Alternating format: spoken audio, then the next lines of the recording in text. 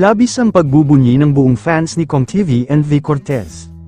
Sa pinakahihintay ng buong mundo ng social media sa Pilipinas. Finally exclusive na ikinasal si Kong TV at V Cortez sa chapel ni Pader sa kanyang mga video content sa kanyang YouTube channel. Dito ikinasal si Kong kung saan una nang sinabi ni Father na dito na lang siya magpakasal.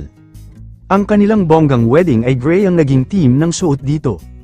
Halos kumpleto lahat ang pamilya ni Kong TV at ang team payaman. Makikita sa naging design nito ay napakasimple lang. Ngayong araw po ay ikinasal si Kong TV at V Cortez na June 17, 2024, makikita sa mga larawan kung saan nakaharap na si Kong at V sa altar at natuloy na ang pinakahihintay nilang kasal at sila ay nag-kiss na, naging ninang si Alex Gonzaga at ang asawa nito na si Mikey Morada. Formal na itong pinuntahan ni Kong at V kung saan niyaya nila ito maging ninang at ninong sa kanilang kasal. Narito naman ang mga iilang kaganapan sa kasal ni Kong TV at V Cortez.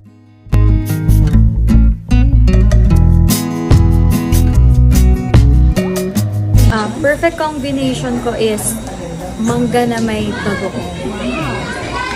Ang maasim-asim.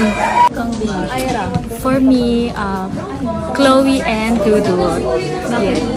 Bakit kasi kami yun eh.